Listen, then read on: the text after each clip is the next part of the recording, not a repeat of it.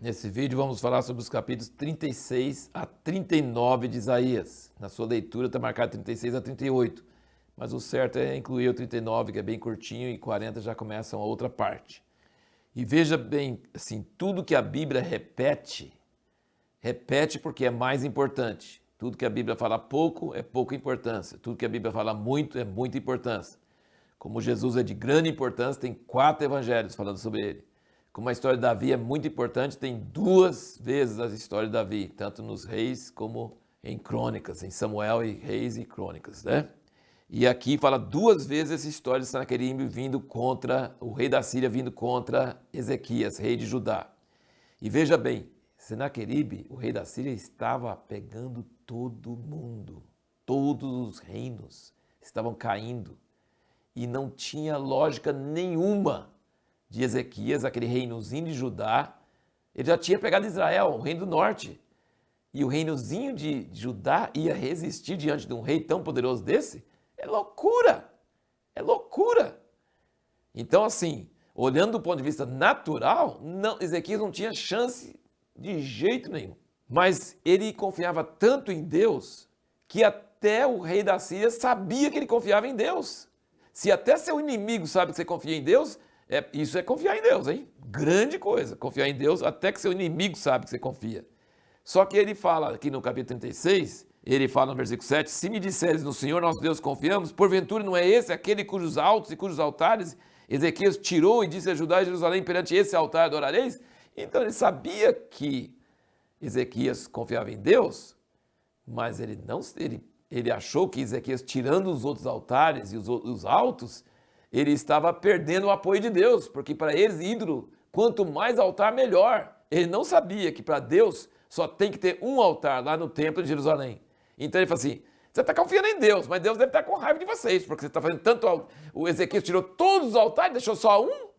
Ele não sabia, né? Então ele sabia que Ezequias confiava em Deus, mas não sabia quem era esse Deus. E aí Isaías dá uma palavra profética para ele, tudo bem, né? Então, isso aí foi claro, né? Está bem claro aqui no capítulo 37. Ezequias rasgou as vestes, se cobriu de saco, mandou perguntar para Isaías, e aí Isaías falou, não se preocupa com ele não, Deus vai mandar ele voltar para a Síria e lá ele vai morrer na sua própria terra. Olha que profecia, né? E aí mandaram uma carta, então o rei da Síria mandou uma carta e Ezequias vai e pega a carta, no versículo 14, e estende a carta diante de Deus, ele dá a carta para Deus ler. Olha que confiança em Deus, isso é maravilhoso, isso é tremendo. Ele pegou a carta e falou, Deus, olha essa carta aqui. E aí ele faz uma oração maravilhosa, nós já comentamos sobre a oração quando nós lemos em Crônicas. Que oração, que modelo de oração. E Isaías não estava lá na hora que ele fez essa oração. Só que Isaías ouviu de Deus, Deus ouviu a oração de Ezequias, Deus falou com Isaías, ó, Ezequias está orando, vai lá falar com ele. E começa a zombar do rei da Síria e fala assim, você é um tapado, você é um idiota, você me comparou com os ídolos, porque o rei de Assíria tinha falado, se eu já venci todos os outros povos e os deuses deles, joguei todos os deuses deles no fogo, os deuses deles não valeram de nada, então você acha que o seu Deus é maior? Aí ele cometeu um erro imperdoável. Quando você faz isso, a pergunta que nós fizemos no outro vídeo foi, o que traz a intervenção miraculosa de Deus? É uma pessoa confiar em Deus, buscar a Deus, mas é também o inimigo blasfemar de Deus. Quando ele blasfema de Deus, ele está atingindo a honra de Deus. Deus não ia deixar isso passar de jeito nenhum. E aí o anjo do Senhor matou 185 mil dos seus soldados de uma noite.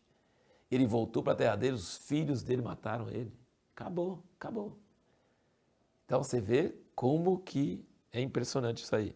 E aqui tem um versículo assim, do 31, do capítulo 37, diz, pois o restante da casa de Judá, que sobreviveu, tornará a lançar raízes para baixo, dará fruto para cima, porque de Jerusalém sairá o restante, e do monte Sião os que escaparam, o zelo do Senhor dos Exércitos fará isso.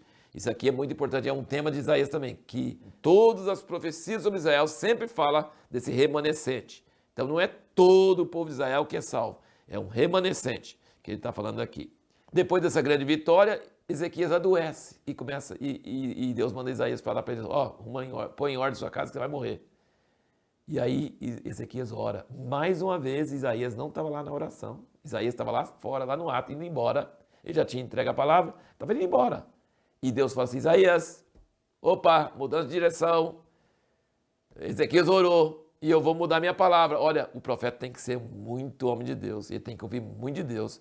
Para ele acabar de dar uma palavra e depois chegar lá e desmentir a palavra que ele tinha acabado de dar, ele tem que ouvir muito de Deus. E ele foi e falou, olha, tenho ouvido a sua oração e vou te dar mais 15 anos. E ainda, o profeta Isaías ainda deu a solução, o remédio, que era uma plástica de figos. Ele falou, põe uma plástica de figos ali e vai sarar. Aí vem o capítulo 39. E Ezequias ficou tão alegre de ser curado. E o rei da Babilônia, que nessa época a Babilônia era muito distante e não era um reino poderoso, que era poderoso era a Síria. E Babilônia não era nada ainda. Mas mandou mensageiros para ele e ele ficou tão orgulhoso e tão cheio de si e tão autoconfiante. Ele mostrou para eles todas as coisas do reino dele, todos os tesouros. Aí Isaías chegou, você não devia ter feito isso. Você não devia ter mostrado para ele todas as suas coisas. Eles vão vir e eles vão te pegar. A Síria não te pegou, mas eles vão pegar. Só que não vai ser nos seus dias, vai ser nos seus filhos. E aí Ezequias mostra uma coisa terrível, egoísta. Falei, ainda bem, não vai ser nos meus dias. Quer dizer, que meus filhos se lasquem, que tá bem comigo. Ele não precisava ser assim, ele podia ter terminado a história dele um pouco diferente, né?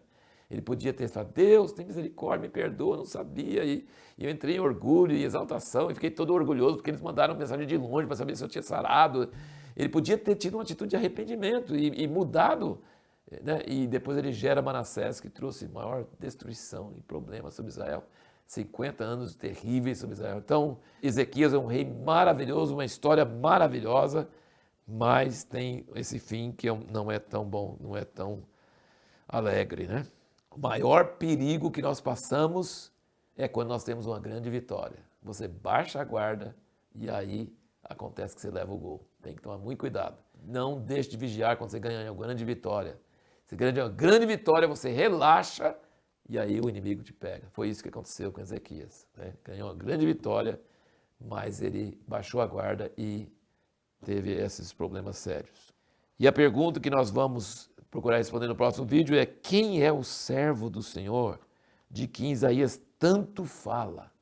Do capítulo 40 até o capítulo 66, o último capítulo de Isaías.